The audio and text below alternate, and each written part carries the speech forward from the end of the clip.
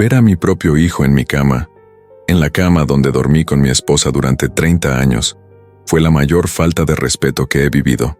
Si te gustan este tipo de historias reales y profundas, te invito a suscribirte al canal, dejar tu like y activar la campanita, porque hoy te contaré algo que jamás pensé que tendría el valor de compartir. Me llamo Héctor Ramírez, tengo 66 años y pensé que a mi edad ya lo había visto todo. La enfermedad, la pobreza, la muerte, la belleza de criar un hijo y el dolor de despedir a la mujer de mi vida. Pero la verdad es que uno nunca termina de aprender cuán frágil puede ser lo que consideramos sagrado, ni cuán hondo puede doler una traición que viene de la sangre. Fui esposo de Elena por 3 décadas enteras. Una mujer buena, paciente, de carácter firme y sonrisa suave. Juntos construimos este hogar donde todavía vivo. Cada pared, cada mueble, cada pequeño objeto tiene un recuerdo de ella. Y aunque han pasado años desde que se fue, sigo hablando con ella en silencio, como si aún estuviera sentada en la mesa conmigo, o doblando la ropa al final de la tarde. Su ausencia no es un vacío, es una presencia constante, suave, profunda, que me acompaña en cada decisión. Por eso quizás, esta historia me duele tanto, porque parte de ella también es sobre Elena, sobre lo que ella dejó en mí, y sobre lo que intenté proteger después de su partida. Mi hijo Tomás tiene 38 años. Cuando era pequeño, yo pensaba que sería el mejor hombre del mundo. Noble, sensible, generoso. Muchos domingos salíamos los dos a pescar, aunque ninguno de los dos tuviera realmente paciencia para eso. Elena se reía al vernos volver a casa sin un solo pez, pero con historias inventadas para hacer reír a los vecinos.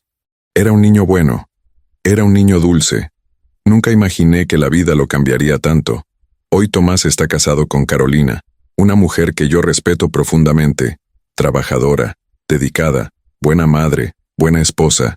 Carolina fue un regalo para esta familia, y gracias a ella, la casa volvió a tener ruido de risas infantiles, porque me dio 2 tesoros, mis nietas Lucía y Sofía, de 7 y 5 años.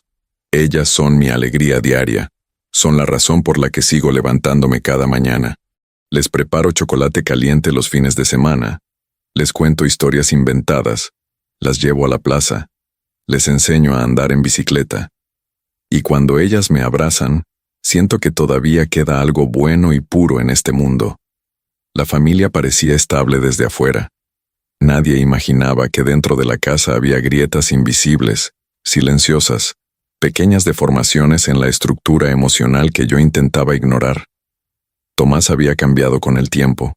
Ya no era el joven soñador que corría detrás de mí con una caña de pescar.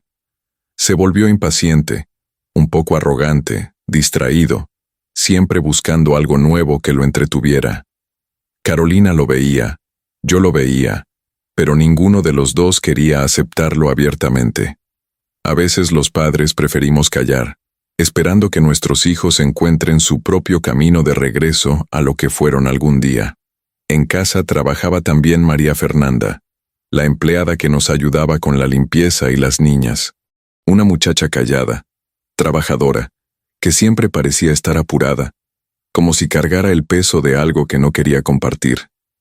Yo confiaba en ella, no por distracción, sino porque jamás me dio motivos para desconfiar. Y aunque yo ya no estaba presente todo el día, siempre traté de mantener un ambiente de respeto en la casa, como Elena habría querido. Aquel día en particular, volví temprano del trabajo voluntario que hago en el centro comunitario. Llovía. Una lluvia fina, constante, de esas que te obligan a caminar despacio y pensar demasiado.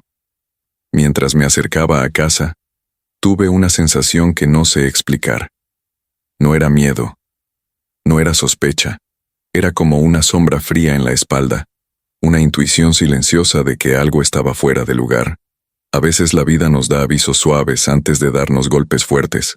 Entré a la casa con las llaves en la mano, sacudiendo la chaqueta mojada. No escuché a las niñas. Estaban en la escuela. No escuché pasos, ni voces. Todo estaba demasiado tranquilo. Dejé mis cosas en la mesa y subí las escaleras con la intención de cambiarme de ropa y descansar un rato. Pero a mitad del camino me detuve. Había algo, una vibración sutil en el aire. Un silencio que no era silencio. Como cuando dos personas intentan no hacer ruido, pero la vida misma delata su presencia. Me quedé inmóvil unos segundos. No sabía qué esperar, ni qué temer. Solo sabía que había algo más allá de esa puerta. Algo que yo no quería ver, pero que ya estaba ahí, esperándome. Y fue allí, en ese instante suspendido entre dos respiraciones, que entendí que mi vida estaba a punto de cambiar para siempre. Ese día, mucho antes de abrir la puerta, yo ya sentía que el respeto en mi casa estaba a punto de romperse. Mientras subía las escaleras aquella tarde, sin saber aún lo que iba a encontrar, mi mente empezó a viajar hacia atrás sin permiso.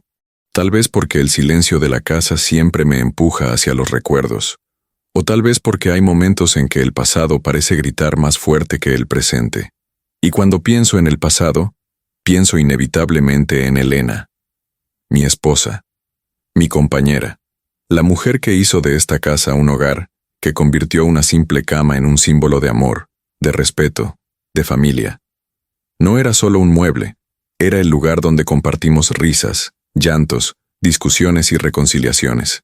Era donde ella descansaba la cabeza cuando estaba cansada, donde me tomaba la mano cuando tenía miedo, donde me decía, todo va a salir bien, incluso cuando no era verdad. Después de que ella murió, ese cuarto se convirtió en mi refugio. Su aroma estuvo ahí durante meses, tal vez años, como si se negara a irse completamente. A veces me sorprendía hablándole en voz baja, contándole mi día, como si ella aún pudiera escucharme. Y muchas noches cuando el sueño no venía, me quedaba sentado en la cama mirando la pared, recordando cómo se reía cuando yo llegaba con flores torcidas que compraba en el camino. Esa cama era lo último que me quedaba de nosotros dos. Por eso, solo pensar que alguien pudiera faltarle el respeto, ya dolía sin haber visto nada. Tomás creció viendo ese amor. Era un niño que se metía entre nosotros en las mañanas frías, que pedía cuentos inventados, que se reía de cualquier tontería. Elena siempre decía que él tenía corazón de artista, porque era sensible, curioso, intenso. Yo creí que esa sensibilidad lo haría un gran hombre. Y durante un tiempo, lo fue. Recuerdo el día en que nació Lucía. Tomás estaba nervioso, temblando, pero cuando sostuvo a su hija por primera vez, lloró. Lloró como cuando era pequeño y se lastimaba la rodilla. Era un hombre lleno de potencial. Carolina lo miraba con un amor que yo envidiaba de lo puro que era. Pero la vida tiene caminos raros. A veces el dolor no destruye a una persona. La comodidad lo hace. No sé en qué momento Tomás cambió. Tal vez fue cuando consiguió ese trabajo donde lo halagaban demasiado. Tal vez cuando empezó a juntarse con gente que valoraba más el dinero y la apariencia que el carácter. O tal vez cuando quiso vivir una vida que no le correspondía, una vida de impulsos y decisiones rápidas.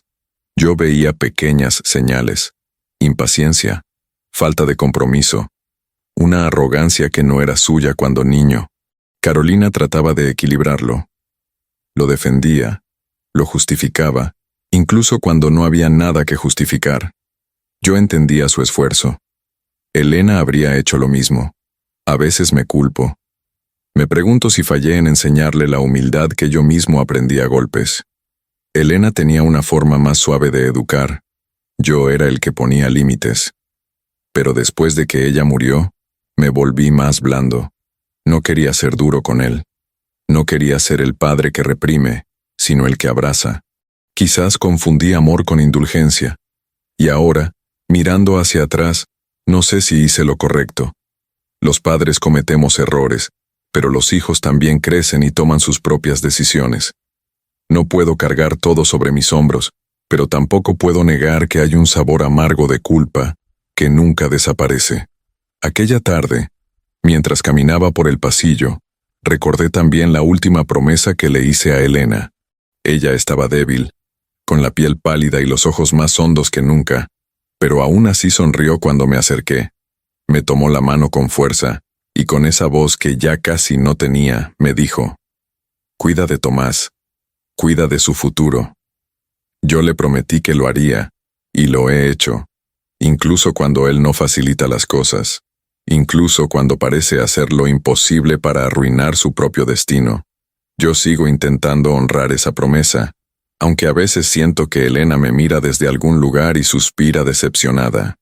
Esa casa, ese cuarto, esa cama, todo era parte de la historia de nosotros dos, y ahora también era parte de la historia de mis nietas. Lucía y Sofía duermen en la habitación contigua, con las paredes llenas de dibujos que yo pegué para ellas. Corren por el pasillo con sus calcetines de colores, se esconden debajo de la mesa cuando juegan a las escondidas, saltan encima de mí cuando estoy viendo televisión. Son pequeñas, pero son la luz de esta casa. Yo daría la vida por ellas. Por eso, cuando pienso en lo que estaba a punto de descubrir, me duele más por ellas que por mí. Porque un hogar no se destruye solo cuando algo ocurre, se destruye cuando alguien rompe la base moral que lo sostiene. Mientras subía el último escalón, noté que la puerta del cuarto estaba entornada. Eso ya era extraño. Yo siempre la dejo cerrada. Siempre. No por costumbre, sino por respeto. Por Elena. Por mí. Por lo que fue. Me acerqué en silencio, más por costumbre que por sospecha. Mis pasos se volvieron lentos, casi pesados, como si cada uno me llevara más cerca de una verdad que yo aún no quería conocer. El aire estaba caliente, casi sofocante, como si la casa misma estuviera conteniendo la respiración. Me detuve frente a la puerta, con la mano levantada. Algo dentro de mí sabía. Algo dentro de mí gritaba que no debía abrirla, que no debía ver lo que había detrás. Pero la vida no te pide permiso para mostrarte lo que no quieres ver. Te lo pone enfrente. Te obliga a mirarlo, a cargarlo, a vivir con ello. Inspiré hondo. Y antes de tocar la puerta, antes de abrirla siquiera un centímetro, tuve un pensamiento que me atravesó como una aguja. Si hay algo ahí dentro que rompa este hogar, ya no habrá vuelta atrás. Yo aún no sabía lo que iba a encontrar. Pero mi corazón ya había empezado a quebrarse. La puerta estaba apenas entreabierta. Un hilo de luz se escapaba por la rendija y dibujaba una línea fina en el suelo del pasillo. Me quedé quieto, respirando despacio, como si el aire hubiese cambiado de peso. Y entonces lo escuché. Al principio pensé que era mi imaginación, un eco de algo lejano. Pero no. Eran risitas, risitas apagadas, risas contenidas, rápidas, casi nerviosas. No eran voces de niñas. No eran dibujos animados sonando en alguna pantalla. Eran risitas adultas, dentro de mi cuarto, dentro del cuarto donde dormí con Elena durante 30 años. Algo dentro de mí se quebró antes de que mis dedos tocaran la puerta. La empujé despacio, no porque quisiera ser cuidadoso, sino porque mis manos estaban temblando y no tenía fuerza para hacerlo de otra manera. Y entonces lo vi. No tuve que mirar 2 veces. No tuve que preguntar nada. No tuve que encender ninguna luz. La escena estaba ahí, nítida, cruda, brutal, como un golpe seco en el pecho. Tomás, mi hijo, mi propio hijo, en mi cama, y con él María Fernanda, la empleada. No voy a describir detalles. No necesito hacerlo. Lo que importaba no era el acto físico, sino el acto moral, el lugar, el símbolo, la cama donde Elena descansó cada noche de su vida, la cama donde lloró cuando perdimos nuestro primer embarazo, la cama donde me abrazó cuando Tomás nació, la cama donde tomó mi mano antes de morir. Ese espacio sagrado, ese pedazo de historia que sobrevivió a la muerte, estaba siendo usado como escenario de una traición. Tomás me miró, y en lugar de miedo, vergüenza o arrepentimiento, lo que vi en sus ojos fue molestia, como si yo estuviera interrumpiendo algo que no tenía importancia, como si fuese yo el intruso. María Fernanda se cubrió el rostro con las manos, avergonzada hasta la médula, pero Tomás simplemente se incorporó con esa actitud altanera que fue creciendo en él con los años y dijo: «Papá, ¿no es lo que parece?» No respondí. No podía. Sentí un ruido dentro del pecho, como un cristal rajándose. Di un paso atrás, y luego otro.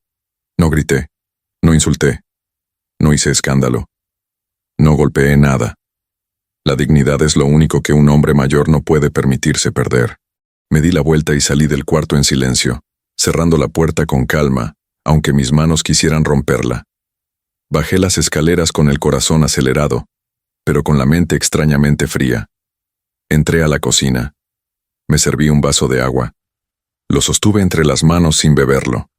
Cada recuerdo de Elena pasó por mi mente en un torbellino silencioso.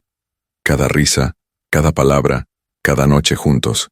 Y por primera vez desde que ella murió, sentí que había fallado en mantener vivo lo que ella más valoraba, el respeto dentro de nuestro hogar. Esa noche no dormí.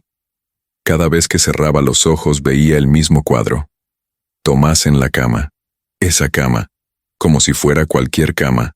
Solo es una cama. Oía su voz en mi cabeza incluso antes de que lo dijera. Y me dolía. Me dolía más que cualquier golpe físico que pudiera haber recibido en la vida. A la mañana siguiente, preparé café temprano. Me senté en la mesa del comedor esperando que Tomás bajara. Lo escuché en su cuarto caminando nervioso. Finalmente bajó las escaleras sin mirarme. «Tenemos que hablar», le dije con voz firme. Tomás rodó los ojos, como si yo fuera un viejo exagerado que hacía un drama innecesario. «Papá, de verdad, estás haciendo un mundo de algo que no tiene importancia», dijo mientras se sentaba sin pedir permiso. Lo miré en silencio. Ese silencio que pesa más que cualquier grito. «Tomás», comencé, «ayer te vi en mi cuarto, en la cama de tu madre, en nuestro espacio».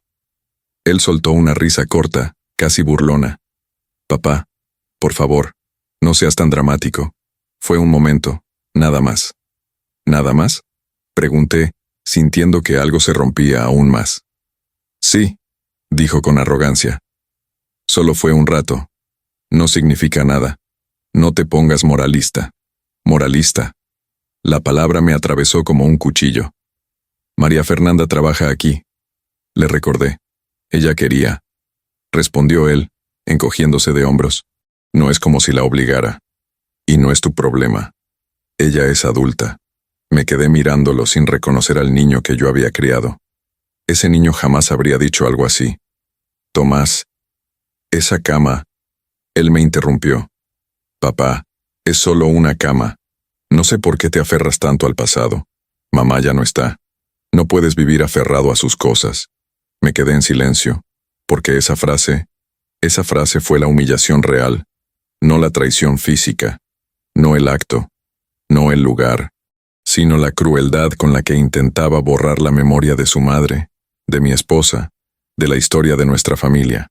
¿Fue la primera vez?, pregunté, aunque temía la respuesta. Tomás bajó la mirada un segundo. Solo uno. Y ese segundo bastó. «No», dijo finalmente sin remordimiento. «No fue la primera». «¿Y qué?». «No tiene nada que ver contigo. No tiene nada que ver conmigo». La frase que ningún padre quiere escuchar. Respiré hondo y apoyé las manos sobre la mesa, tratando de mantener el control.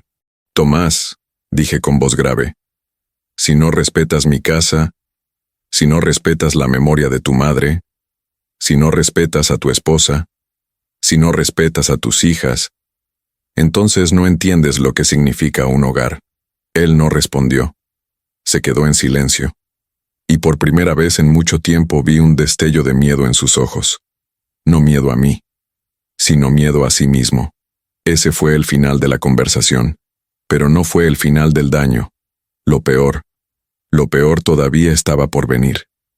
Dormí mal, muy mal. Desperté varias veces durante la noche, sintiendo un ardor en el pecho que no sabía si era rabia, tristeza o simplemente cansancio de vivir algo que nunca imaginé enfrentar a mi edad. Me levanté antes del amanecer. Preparé café sin ganas.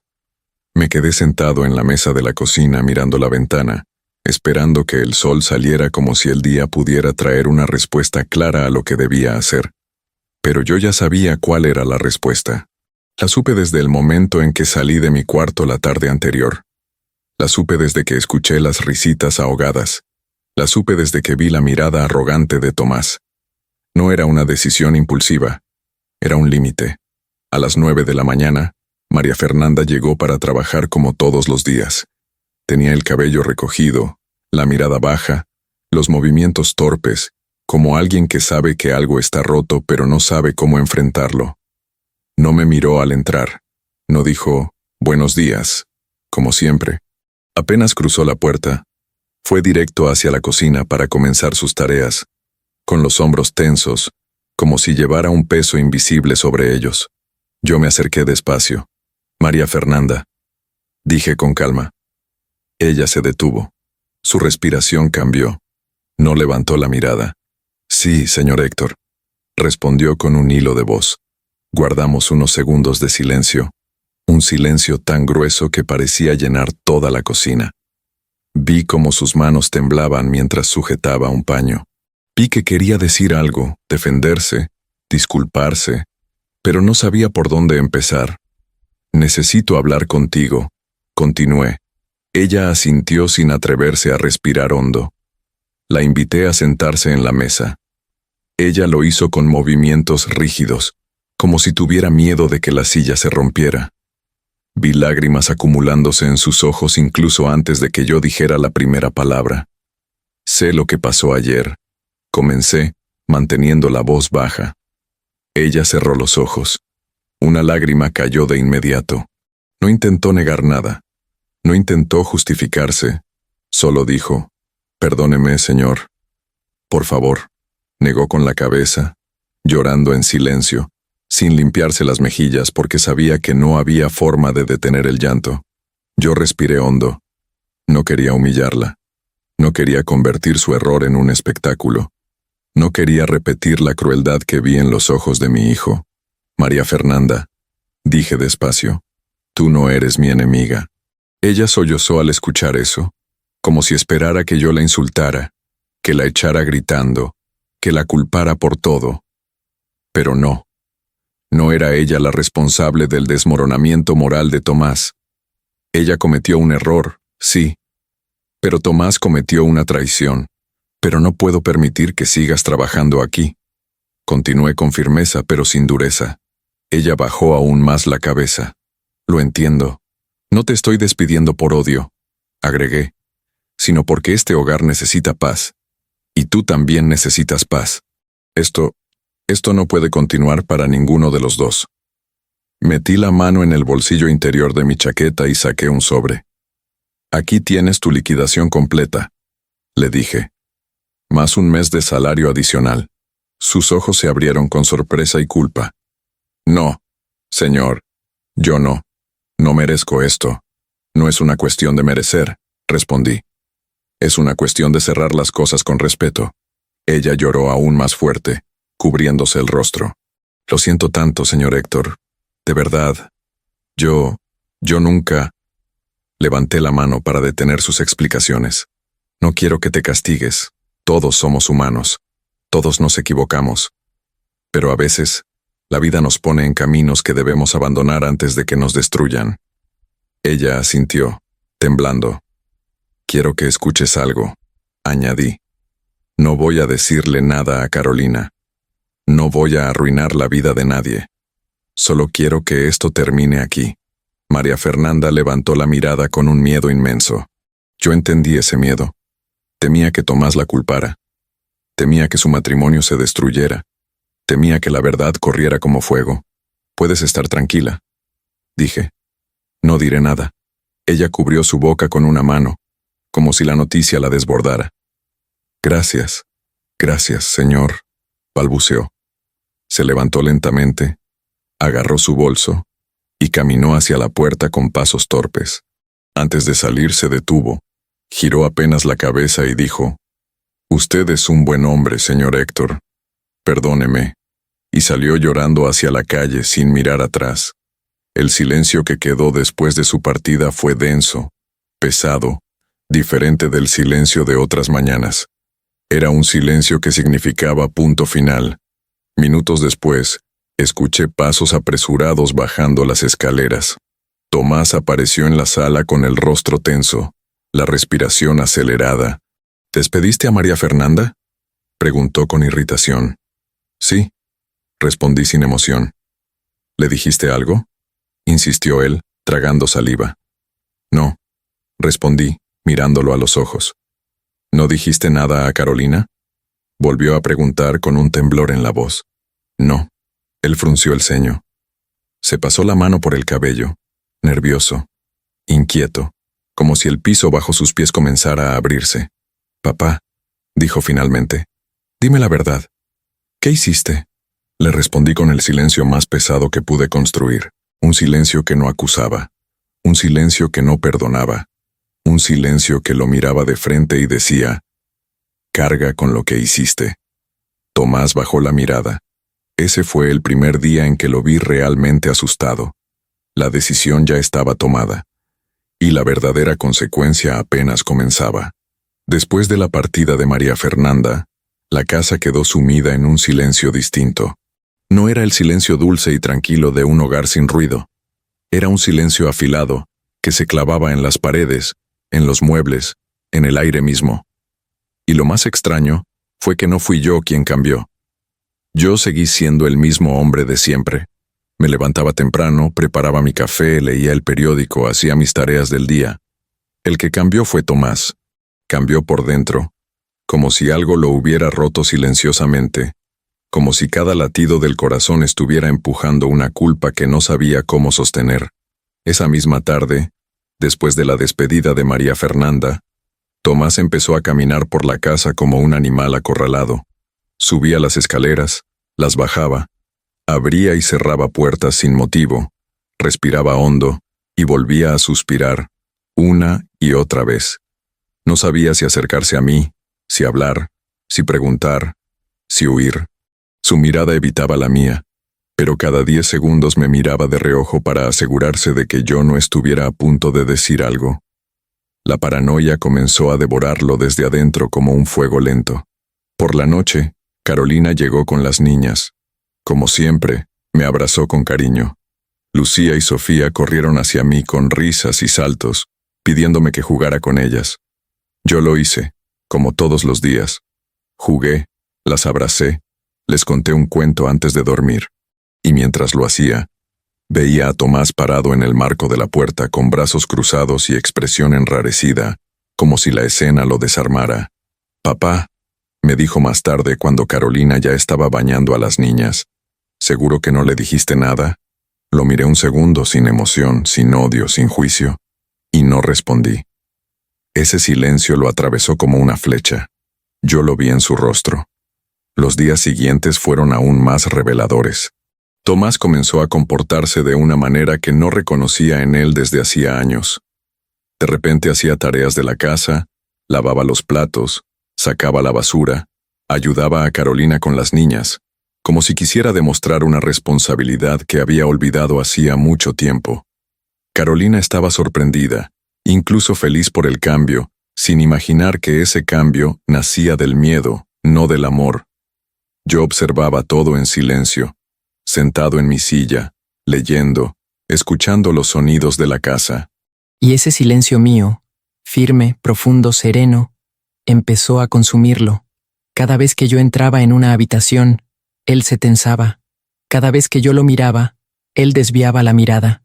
Cada vez que Carolina me preguntaba algo trivial, él suspiraba aliviado, como si temiera que yo soltara la verdad en cualquier momento. Una noche, mientras yo regaba las plantas del jardín, Tomás salió al patio y se quedó parado detrás de mí. «Papá», dijo con voz tensa, «creo que deberíamos hablar». Seguí regando las plantas sin mirarlo. «¿No vas a decir nada?», insistió. «No». No dije nada.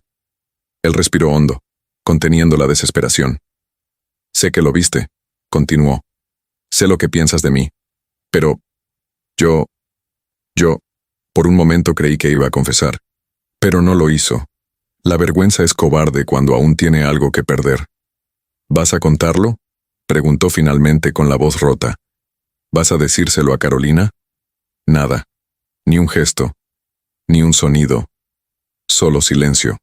Un silencio que gritaba más fuerte que cualquier palabra. Él pasó las manos por su rostro, desesperado. Papá, por favor, dime algo. Pero no dije nada. Al día siguiente, Tomás comenzó a cargar por su propia voluntad con el peso que había puesto sobre sus hombros. Lo vi despertarse temprano, preparar el desayuno para las niñas, besar a Carolina en la frente, limpiar la cocina antes de salir al trabajo. Cada gesto suyo tenía un temblor escondido, una tensión que no desaparecía. Estaba viviendo con la sensación de que la verdad podía estallar en cualquier momento. Era como caminar sobre un piso de vidrio a punto de quebrarse. Carolina me preguntó una tarde: «Héctor, ¿todo está bien entre ustedes dos?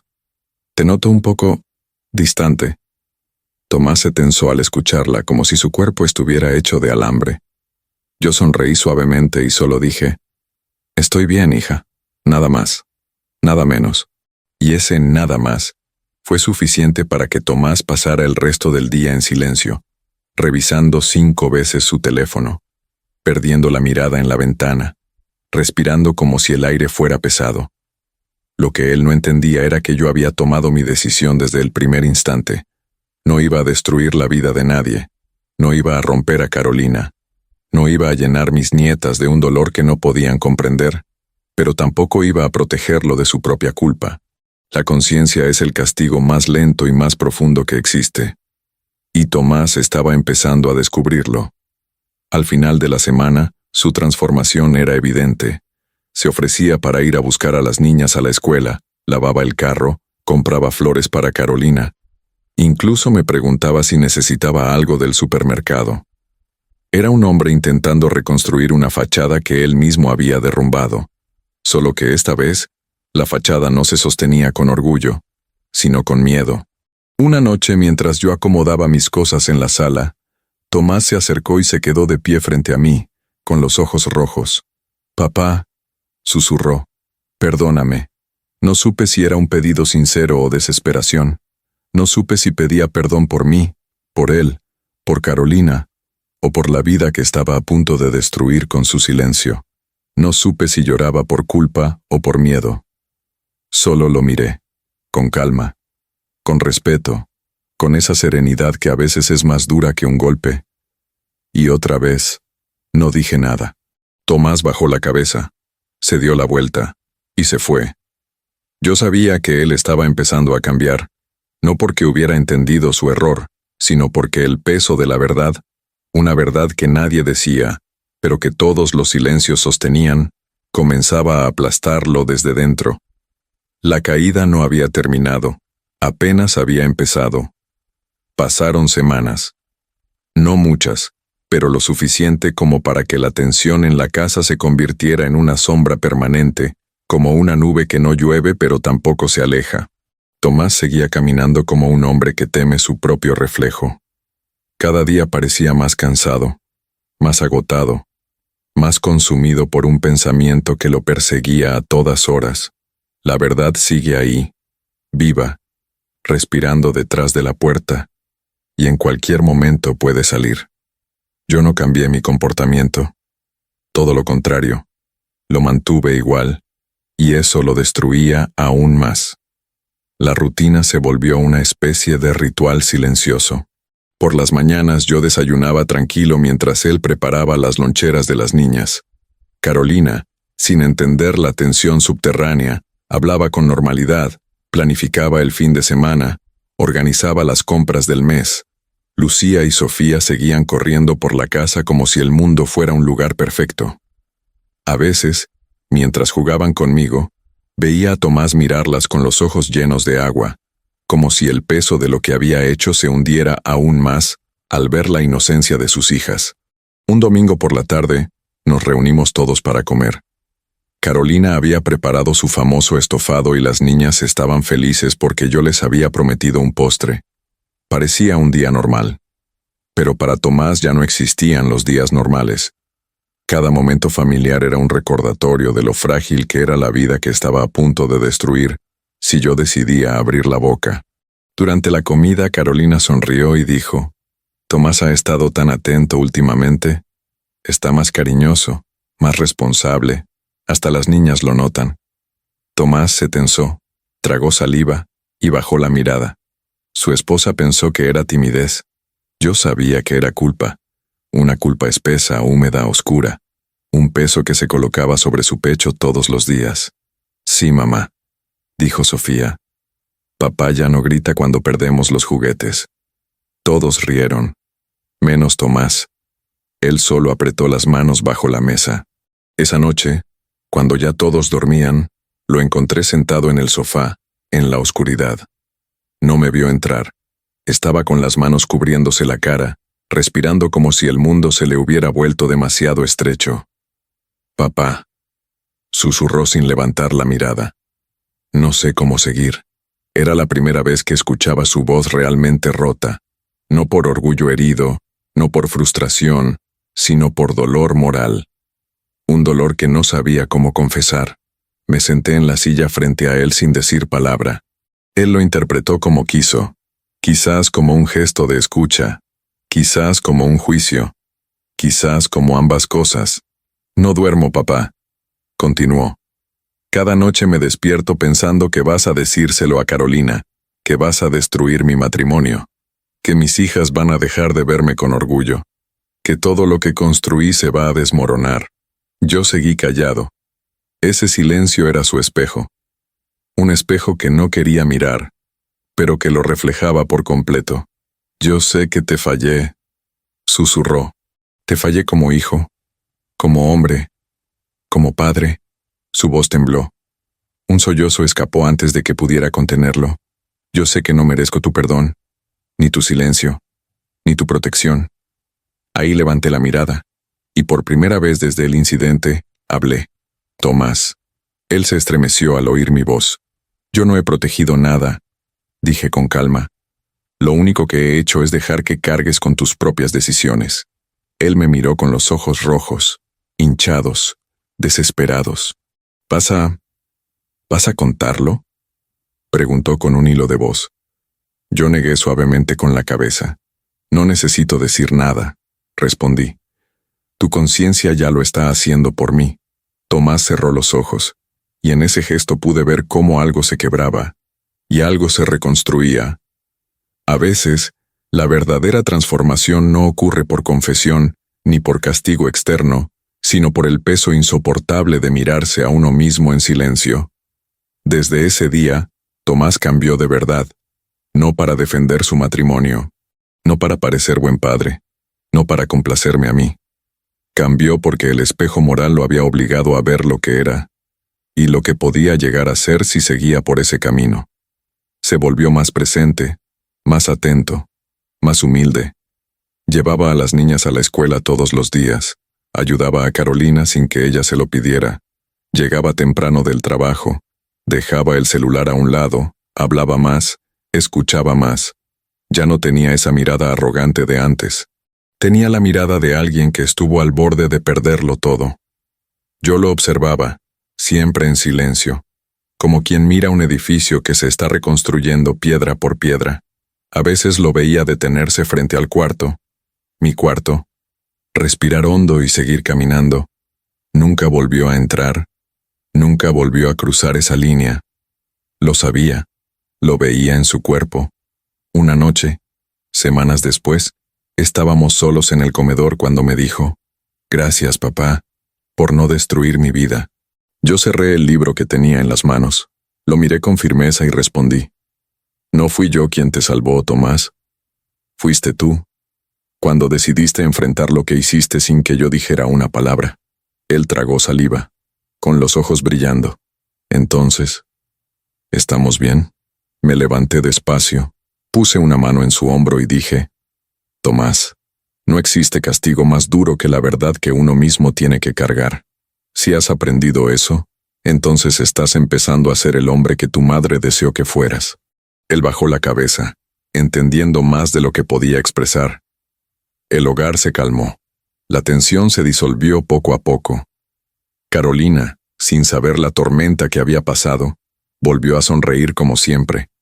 Y las niñas siguieron llenando la casa de risas, aliviando espacios donde antes hubo sombras. A veces, cuando estoy solo en mi cuarto, cierro los ojos y le hablo a Elena. Le digo que hice lo mejor que pude. Le digo que nuestro hijo está encontrando el camino. Le digo que la verdad, incluso cuando se calla, sigue cumpliendo su trabajo, porque esa es la realidad más profunda de esta historia. La verdad no necesita gritar. La verdad pesa. La verdad corrige. Y tarde o temprano, aparece. Y ahora te pregunto a ti, que estás escuchando esta historia, ¿qué habrías hecho tú en mi lugar? ¿Actué bien? ¿O debería haber contado la verdad?